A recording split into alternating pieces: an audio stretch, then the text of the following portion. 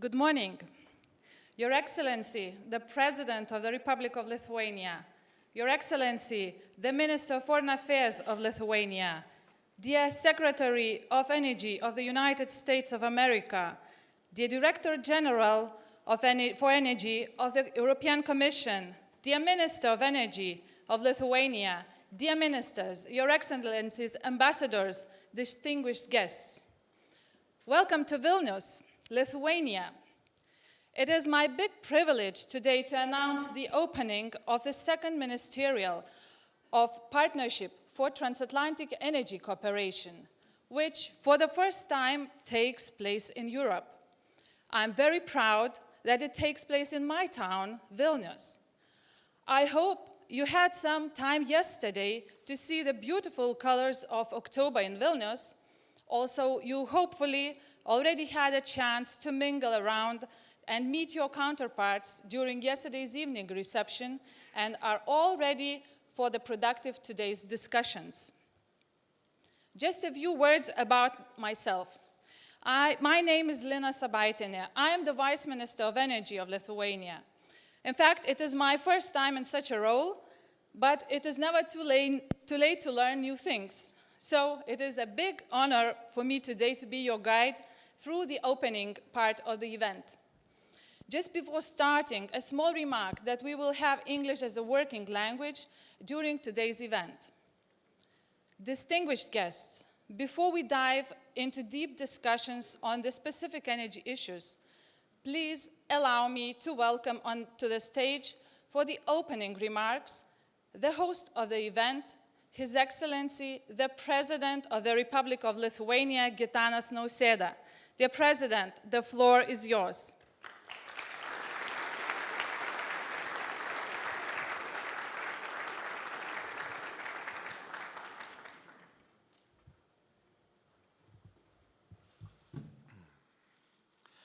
Dear Secretary Perry, dear ministers, distinguished guests, ladies and gentlemen. It is a great pleasure for me to welcome you all at the opening of the second ministerial of the Partnership of Transatlantic Energy Cooperation. Having invited 24 countries for closer cooperation, we rejoice at this great occasion to move forward with our common goals. There is not a single energy minister or business leader here, I presume, who would not have a deep interest in transatlantic energy cooperation. It has never been more important, especially for those countries that have seen energy resources being used against them as geopolitical weapon. I believe that P-TEC conference initiative offers a way out of this state of long-standing insecurity. For sure, this aspiration is not the only reason we have gathered here in Vilnius. Sustainable and resilient energy sector with a well-interconnected infrastructure is the backbone of our economic progress, growth, and security. It will remain so in foreseeable future. We must do as much as possible to strengthen it together. The P-TEC initiative, launched only a year ago in Bucharest, is tailor-made to connect policymakers, civil society, stakeholders, and business leaders from different countries. Since U.S. Energy Secretary Perry has presented his new framework, we witness a speedy progress of practical work. However, further cooperation on tackling the most pressing energy security issues of the day is still needed. Fragmented infrastructure, power-seeking energy suppliers, and cyber challenges, as well as investment raising and modernization, are the same challenges faced by many countries. We need a more diversified, better integrated, innovation-driven, competitive energy market. We also need a common future based on clean energy. Today, we have a possibility to together develop this cooperation platform. It will help us to strengthen the transatlantic ties.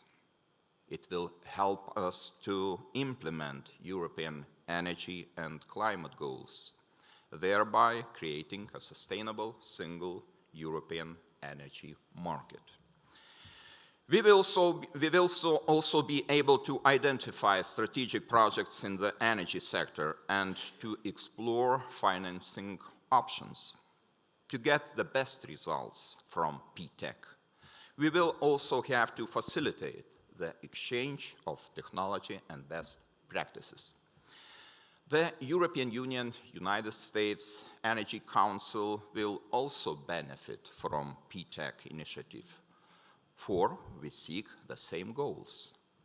We want to promote transparent, open, and secure global energy markets to diversify energy resources, suppliers, and routes, as well as to encourage technology cooperation and innovations related on clean energy. Let me remind you that the Baltic states are already implementing a number of strategic energy projects important for the future of European Union. Our goal is to become a pilot region for enhanced transatlantic energy cooperation. Yesterday, together with Estonia, Latvia, and United States, agreed to have a regular high-level energy dialogue at the margins of P-TEC ministerial meetings. I'm sure it will encourage us to discuss energy projects being implemented in the Baltic states, to facilitate contacts between businesses and policymakers, and to examine regional energy security challenges. In the nearest future, special attention will be given to cybersecurity of strategic Baltic energy infrastructure. We would also welcome a stronger United States role in providing the Baltic states with political and technical support. Time and again, we have been taught the historical lesson that Europe and the United States are stronger, safer, and more prosperous together. On that note, I would like to wish everyone to make the most of the opportunities offered by today's event. Thank you very much.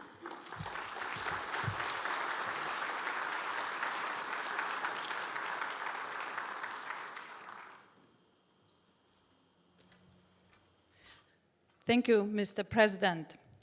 Dear guests, let me invite His Excellency, the Minister of Foreign Affairs of Lithuania, Linas Linkevičius, to address you with his welcoming remarks. Dear Minister, please. Good morning, Mr. President, Secretary Perry, colleagues, ambassadors. Welcome to the second P-TEC conference. And why Vilnius? Why are we discussing it here? Let me add a few remarks to the words of the President, saying that we really, those who know the price of freedom, but also we know the price of energy security. And since very short ago, we were really considered as the island of energy in bad terms. We're isolated totally and dependent on single supplies. And we understood that we can be real independent, we can be members of European Union, we can be members of NATO, but since you are dependent on the single source, you cannot be independent by default. So this is something we really went through and really discussed these issues and understood that while decommissioning our nuclear power plant, for instance, we're forced to import more than 70% of electricity, which is beyond of any standards of energy security. We understood that we need to have really very important dialogue with our allies, including and in particular with the United States. We also understood that we need to make this game changer in the region, and we did. We built so-called electricity bridges with Sweden, with Poland. Also gas connections are being discussed and built, and finances were also considered with the European Union, with Poland. So now we are really consider ourselves as a hub of energy security. We really can discuss these issues with others and share best practices, especially after building LNG terminal in Klaipėda seaport. And here we have a lot of common views and common challenges, also with the United States. We need you in Europe. We need your, so to say, shale gas in Europe. We really can use our gate, Klaipėda, for further transport of shale gas to Europe. We already received a couple pilot cargos, and I believe it's also not the end of the game, it's really the beginning. We need to discuss all these issues also in the spirit of our shared values and principles. So why we have the same approach actually with regard to the Nord Stream 2, which is discussed in the European Union. We have our lines to take, we have our principles, we have energy union principles, but it's one side to make it, so to say, as a political statement or document, but it looks not the same to be implemented practically, not only by states, but also by private companies. We need to desynchronize our electricity grid from Russia, synchronize with Western Europe. It will take place for some time, until 2025, so need some resources. We're grateful that we have very good understanding by European Union here. But definitely this gap between 2025 is crucial.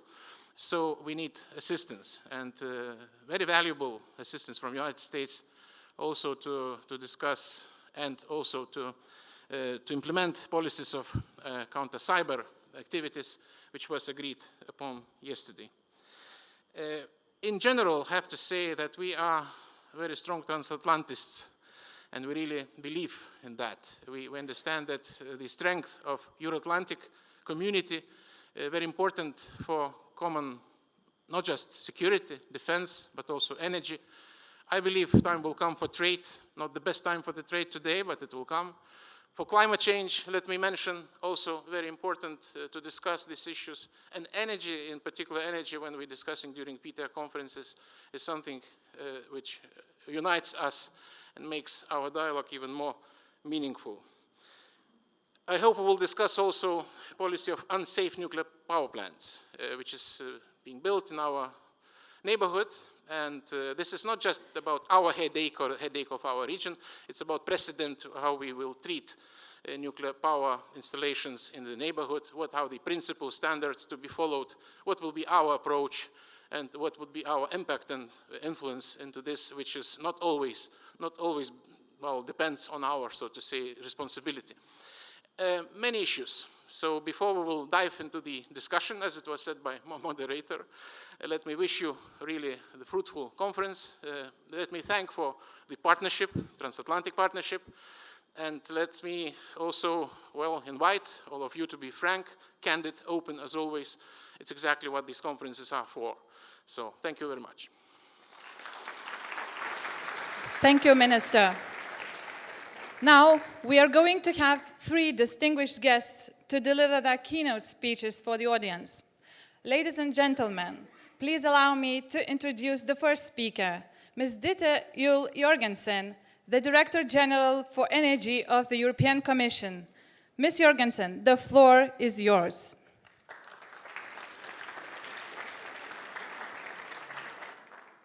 Thank you very much.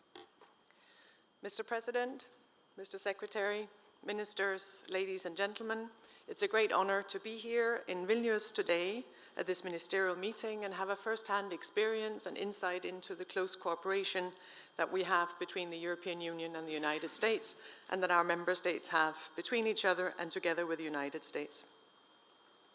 Energy is one of the cornerstones of our close transatlantic cooperation, and I look forward to continuing the close cooperation in the field of energy policy with the United States, together with our member states. In the European Union, our primary aim is to have a resilient energy union that ensures that our citizens can benefit from affordable, clean and safe, secure energy systems so as to move towards a low-carbon, secure, and competitive economy in Europe.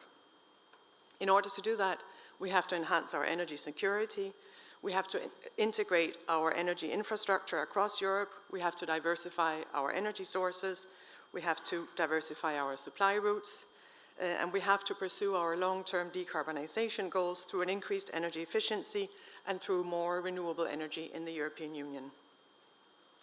Despite the very significant efforts we have made towards decarbonization, our energy mix is still heavily reliant on fossil fuels. Coal, gas, and oil together represent about 72% of our primary energy consumption in 2017. Most of that is imported. Our diversification policy in the European Union is based on striving to ensure that all our member states have at least 3 alternative sources of supply, including access to liquefied natural gas, and we make best use of our European energy diplomacy to achieve this objective. As you will know, imports of liquefied natural gas from the United States, is a key element to improve our energy security, as it comes from a key ally and it's a reliable, competitive source of energy for the European Union. We have worked together both to agree on the objective of increased imports, but also to continue to build up the trade around liquefied natural gas, including at a high-level business-to-business event in May in Brussels, and we hope to continue that dialogue around LNG. This has been very effective and very efficient. This year, as of the 16th of September, about 30% of total US exports of liquefied natural gas went to the European Union. We had, compared to last year, tripled our imports of LNG from the United States, so 9.5 billion cubic meter of LNG in 2019 so far, compared to 3.3 billion in 2018.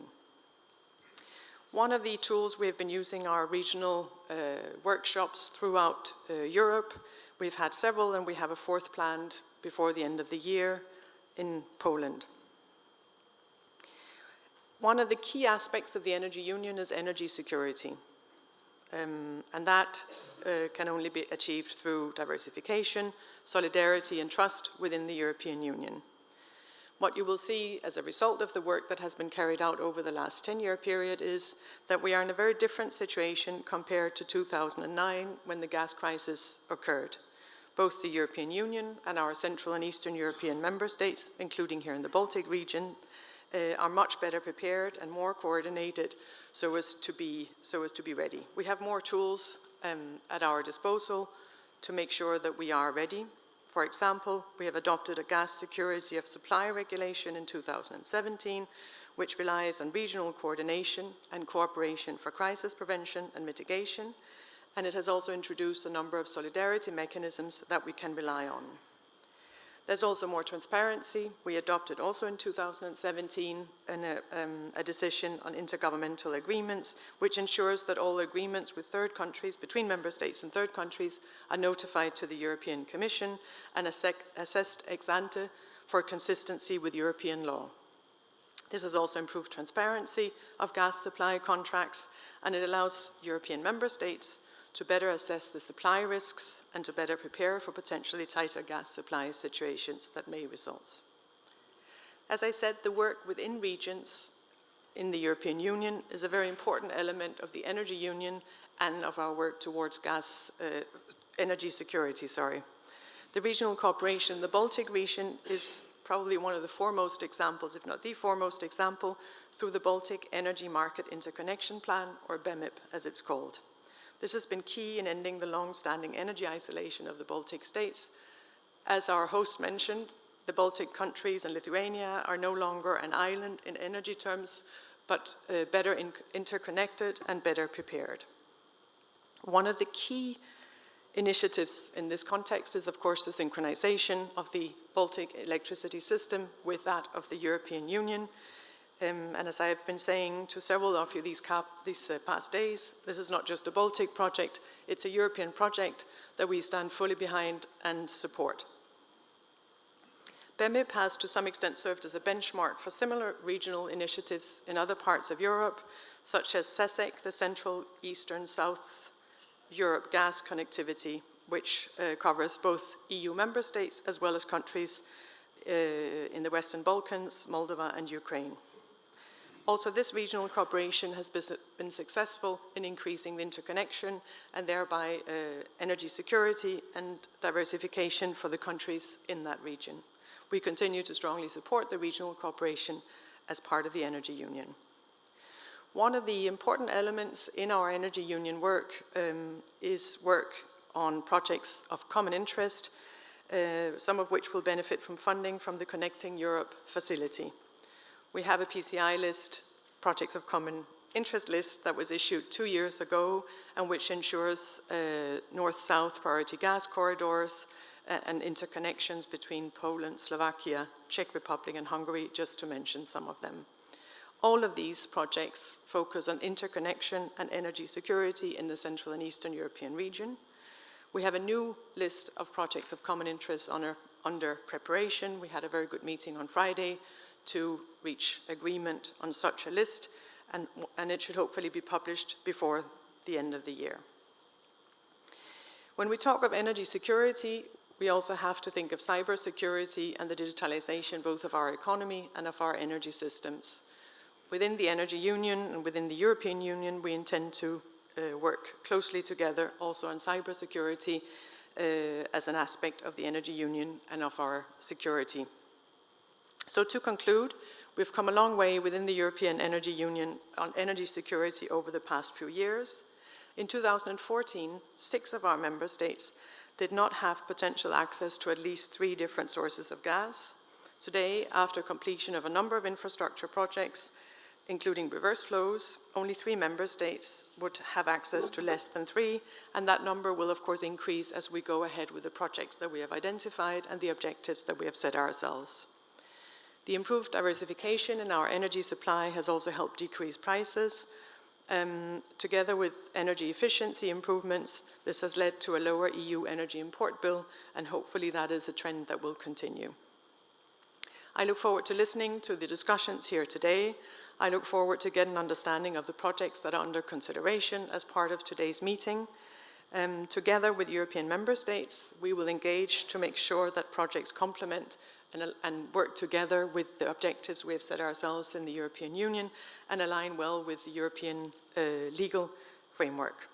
Thank you very much for listening, and I look forward to a continued day today. Thank you.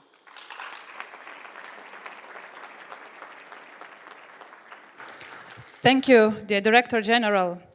Ladies and gentlemen, I had this rare chance to shake hands with the next speaker during the big event in Vienna about 3 weeks ago. And I dare to remind how much we are looking forward to seeing him in Vilnius very soon. I am very happy the Secretary of Energy of the United States is here with us today. Mr. Rick Perry, please allow us to invite you to the stage for your keynote remarks.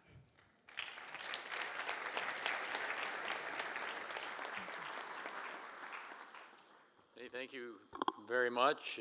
The short period of time that we've been here, Mr. President, you live in a lovely city and of gracious people. You have obviously put together a very extraordinary team of men and women, some of who we've had the opportunity to work with. Your Minister of Energy and your Foreign Minister was spot on in his remarks today of the important things that we face. And Vilnius is as beautiful as you said it would be. So thank you for the invitation, and with anticipation we have come to be here and to convene our second meeting of the Partnership for Transatlantic Energy Cooperation,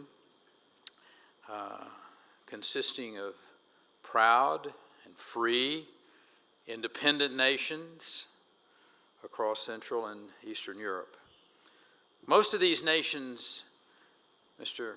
Foreign Minister, as you reminded us, suffered greatly under the former Soviet Union, under Nazism. For you who represent these nations, you know as well as anyone the precious value of sovereignty and of freedom. And you also know that a country's sovereignty can be threatened, even without overt aggression or occupation. It can be threatened when its enemies exploit its vulnerabilities through coercion and manipulation. And when it comes to energy security, that threat exists. It exists right now, right here, on this continent. And here's what I mean. Energy security requires an abundant, a affordable, a sustainable, a reliable supply. But it also requires a diversity of countries that continue that supply, that provide that supply, and a diversity of routes to deliver that supply. Many nations lack energy security precisely because they lack that diversity. They remain highly dependent upon a single supplier, the Russian Federation, for a single source of supply, natural gas. The dangers of excessive dependence has been highlighted before. 2006, 2009, 2014, and again in 2018. On each occasion, Russia cut off or manipulated the gas supply to and through Poland and Ukraine, harming these countries, as well as other European allies and friends. And that is the key reason that President Trump and I continue to oppose the Nord Stream 2 pipeline construction project, as well as the multi-lined Turk Stream project. Nord Stream 2 is designed to drive a single-source gas artery deep into Europe and a stake through the heart of European stability and security. It would increase Russia's leverage over Europe's foreign policy and Europe's vulnerability to a supply disruption.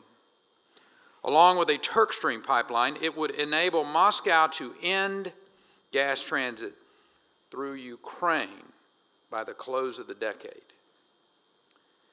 In other words, Nord Stream 2 would deliver stunning blows to Europe's energy diversity and security.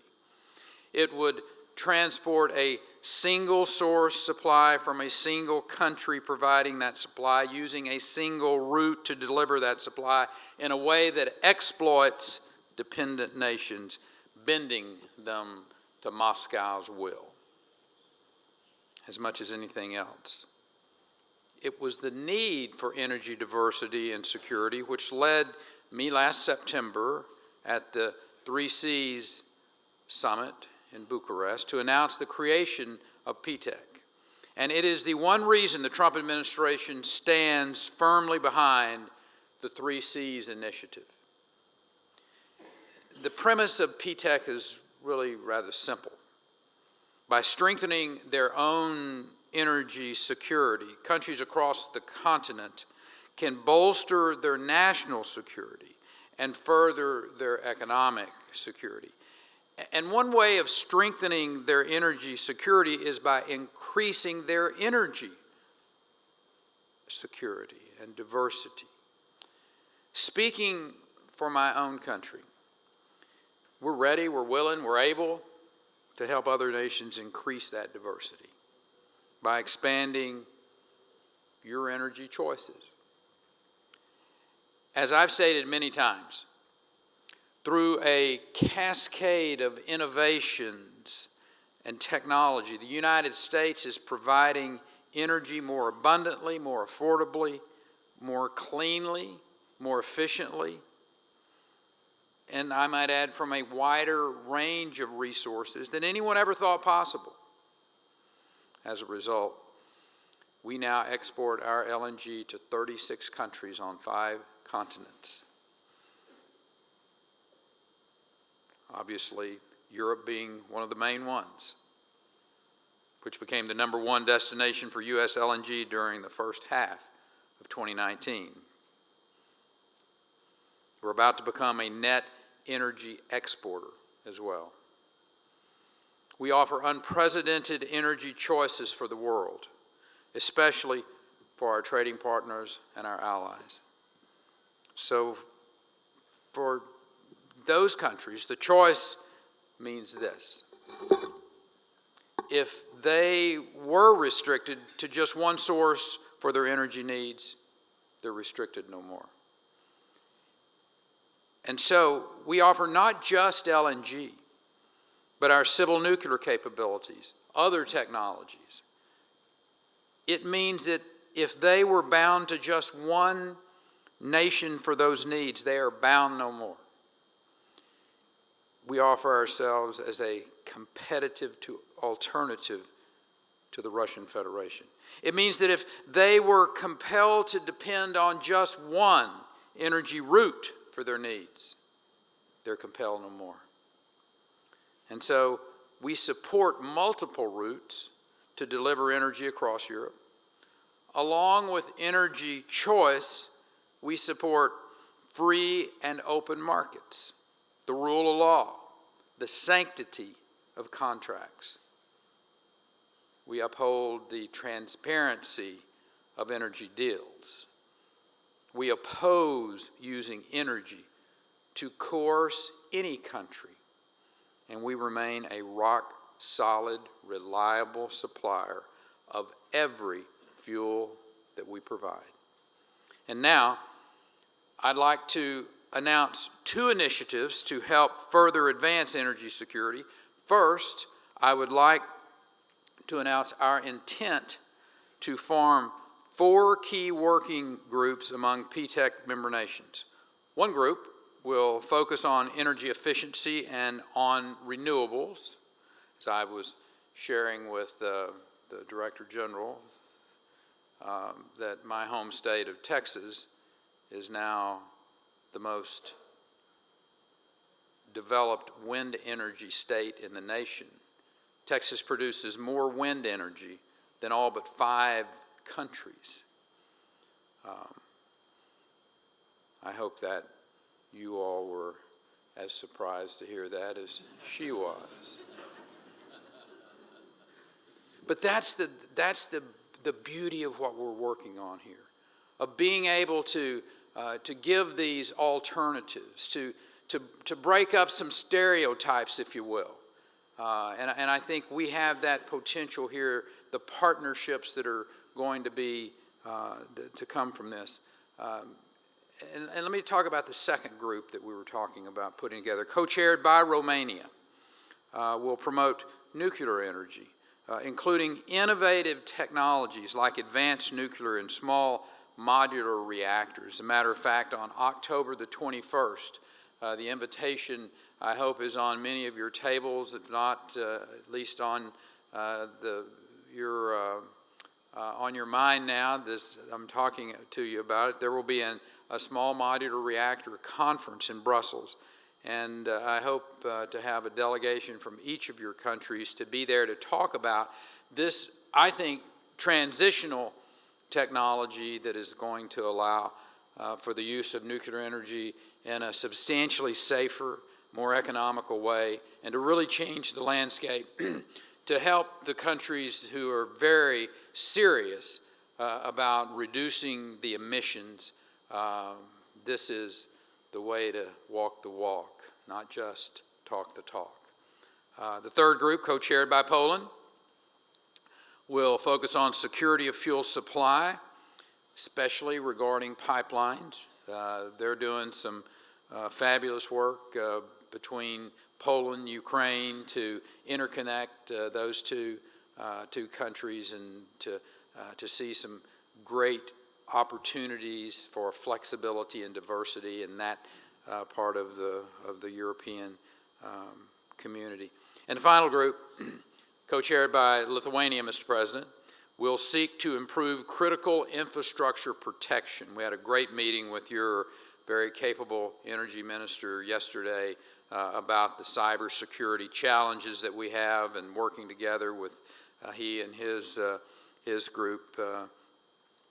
We've seen a threat to, obviously, energy reliability, particularly, again, from Russian cyber attacks on the grids in other countries. And that leads me to my second announcement, which is I'm pleased to announce the creation of a new program called E-TEAM, E-T-E-A-M. It stands for Europe Technical Expert Advisory Mission. It'll help, well, I should say with the help of Argonne National Lab, we're preparing to deploy special teams to conduct assessments of the energy systems of you, our P-TEC partners, upon your request. As part of those assessments, we'll identify vulnerabilities and threats to those systems, including threats of cyber attacks. Now, clearly, this is one of several energy challenges confronting Europe today. But I believe as we work together, we can overcome them. And as our energy partnership grows, which is exactly the result of what P-TEC was supposed to be, I'm confident that we will see thriving nations that are stronger, that are safer, more secure, more free than ever before. That's my vision. That's my country's vision. That's, I think, your vision as well. There's an old proverb that said, without vision, the people will perish. This group, these freedom-loving people that we have the great privilege to represent, understand that this vision can not only free their people, but also make a future that will benefit people everywhere. Thank you.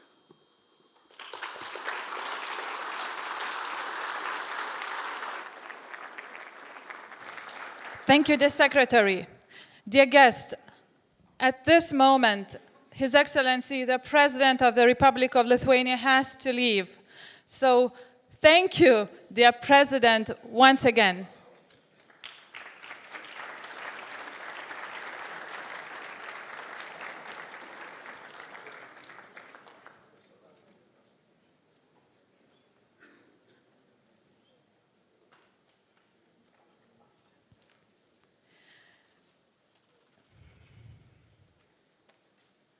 Now, ladies and gentlemen, let me invite on the stage and send our big sympathy to the most important energy person in Lithuania, the Minister of Energy, Žygimantas Vaičiūnas. Dear Minister, the floor is yours.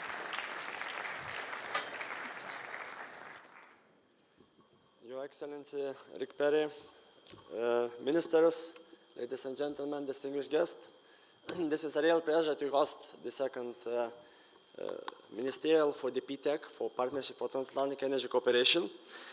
And this is a huge privilege that Vilnius today will become the center of energy discussions for how to enhance the energy security for Central and Eastern Europe.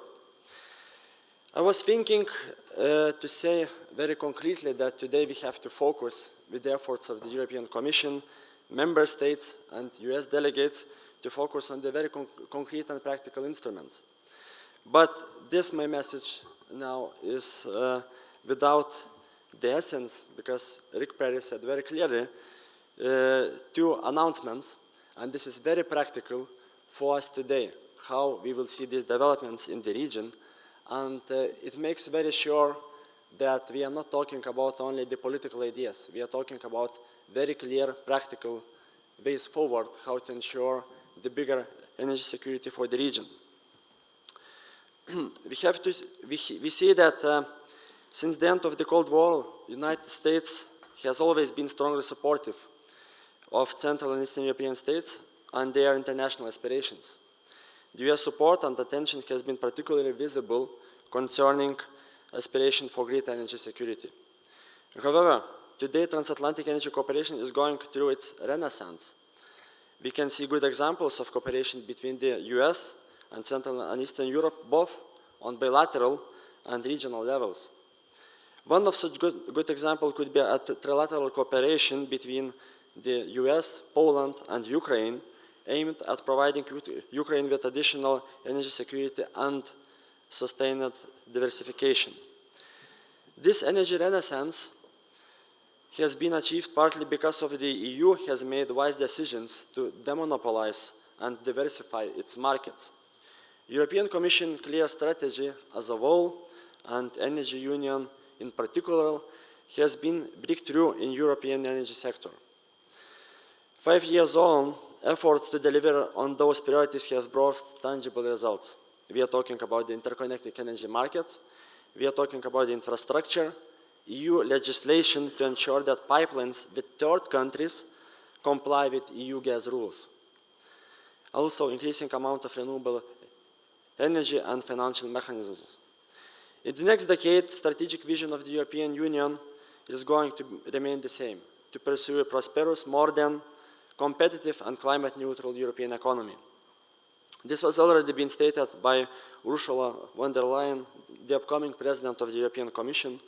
I want Europe to become the first climate-neutral continent in the world by 2050. To increase the level of ambition, the EU and its member states will pursue the Green Deal. However, despite the significant changes in the energy sector, in a positive sense, a number of EU countries, EU member countries and Eastern Partner countries are still struggling for the great energy security. In times of transformational change across the energy sector, and a part of the already existing initiatives, constant EU attention and support to great energy security in Central and Eastern Europe remains very important. We, as 24 countries in total, being brought together by one initiative, Partnership for Transatlantic Energy Cooperation, on our different tracks in terms of pursuing great energy security. Today, we will have an opportunity to discuss very important energy topics on critical energy infrastructure, energy security of supply, nuclear energy, as well as renewables and energy efficiency. This is diversification of energy sectors could unite us through a sharing and different experiences and seeking the common solutions for challenges of our energy security. A number of issues, including challenges and opportunities, to be discussed today in working groups are also directly related to Lithuania and the region. Just to name a few of them. Baltic states synchronization with the continental European network. This is a key priority for the Baltic states. Implementation of this project will allow Baltic states' electricity system to operate under the transparent European rules and to be for the first time free on the frequency basis. We will manage our networks by ourselves. 2018-2019 was the main breakthrough and beginning of the practical implementation of the project. I'm glad that today we have the ministers of Estonia and Latvia together with us, working on this project shoulder to shoulder. The most critical political, legal and technical documents for the implementation of this project has been drafted, and now we are on the implementation stage. Nevertheless, there are still measures which could be implemented to advance synchronization project and to create more reliable and resilient energy system. That's why today and yesterday we talked about the cybersecurity measures which could be implemented as soon as possible, and the project itself to be implemented not later than 2025. Diversification of gas supply is another important topic of today's agenda. Energy infrastructure in the region will be created for the necessary gas supply by 2021. With the presence of the LNG terminal in Klaipėda, the launch of operation of natural gas pipeline between Estonia and Finland, Baltic Connector in 2020, and the natural gas pipeline between Lithuania and Poland in 2021, new opportunities will open for LNG supply within the region and beyond. This year, we are witnessing the record export of the US LNG, as well as a record import of the LNG through LNG terminal in Lithuania. This is directly connected. 4 times increased US LNG export has a very positive effect for the global gas prices. Competitive gas prices, at least 2 times lower than last year, are visible also in our LNG terminal. This year, we will have 50 big and small cargoes will be loaded through the LNG terminal. The same amount which we had just during last 4 years. So this is also encouraging to know that more than 50% of global LNG export growth will be located in the US in the forthcoming years. While more and more US LNG cargoes reaches Western and Southern European gas markets, so far, only few of LNG cargoes from the US has been delivered to Klaipėda LNG terminal. Lithuania is eager to discuss for the bigger volumes for the US LNG in the region and measures to boost LNG supply. The European Union climate neutral policy, and in particular ambitious renewable energy targets, stipulates the breakthrough in R&D and utilization of the innovative technologies. Central and Eastern European countries has also huge potential in renewables and R&D. Why not to intensify our cooperation with the national labs of the US and present it worldwide to Europe, Asia, and Africa? Lithuania has some examples towards development and deployment of innovative technologies and has the potential for future actions in this area. We have special focus on prosumers, 50% share of prosumers compared to all the prosumers by 2050. Just a week ago, we launched a system which is functioning in some of the states of the US. This is the system which lets to produce electricity in one place and to consume in another one. I do believe that this model could be replicated everywhere across Europe. I believe you can discuss on practical measures even today. EU countries also remain strong supporters of the Eastern partnerships, intends to diversify their markets and tackle the climate change issue, and has already been sharing its know-how. As you can see, there are plenty of topics and points for fruitful discussions for all of us today.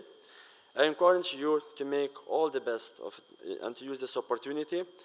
Well, and we have similar goals, sharing the same ways of ideas, how to put the instruments forward.